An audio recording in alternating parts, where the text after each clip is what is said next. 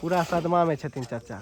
आ इम्हर ई सब मजा में छथि, इनका सबके कोनो दिक्कत नहीं है, क्या तऽ बुझै छथिन जते चीज के उद्घाटन हेतै सब में मिठाई हेबे करते, ठंडा हेबे करते, जै दिन काज है। हम जेना पढ़ाई में अहाँ के एखन कंटिन्यू अहाँ के बुझियो तो असफल भ रहल छी, तेनाही हमर एगो दोस्त छथि, हम पढ़ै छी आ हमर एगो दोस्त छथि या बीरू झा जी, जे कि एखन उप मुखिया छथि, अहाँ सबके देखा रहल छी। हैया देखियो, इनका सब गोटे चिन्हते हेबै।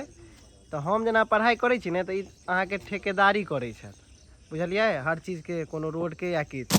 तो हमरा बुझाई छला जे हमरे किस्मत खराब है।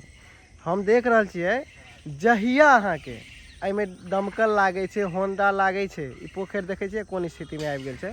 एहि के ई लेने छलथि ठेकेदारी, जे एकरा साफ सफाई कऽ कऽ जीर्णोद्धार करेबै। आइया देख लियौ एकर हाल। जहिया ई होंडा लगबै छथि ओहि के राति में, या तो ओहि के भोरे भोर पानि पक्का छै।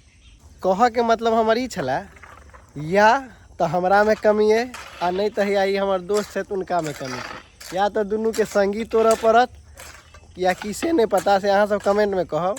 ने हम पढ़ाई क्षेत्र में सफल भ पाबि रहल छी, आ नहीं ई एहि लाइन में सफल भ पाबि रहल छथि। हैया देखियो, आइयो अहाँ के फेर अहाँ के घाट वाला काज सेहो अहाँ के ई निजिये छै, सरकारी वाला नहीं छै, लेकिन अहू के लेने छलै। तऽ देखियो आइयो पानि भ गेलै है, देखियो एहिमे सूखा मसाला पड़ि रहल है, देख लियो, देख रहल छियै।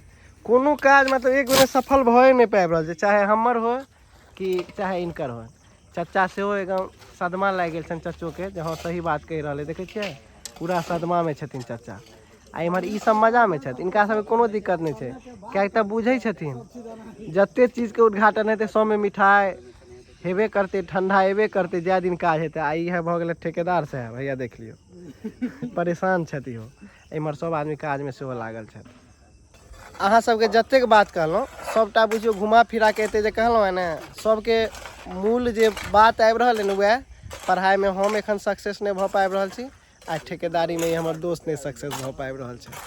अब की कयल जाए, कोन भगवान के पूजा कयल जाए या की कयल जाए, कनि अहाँ सब कमेंट में कनि हमरा रिप्लाई जरूर देब, ठीक छै, आ कनि कमेंट कऽ देब।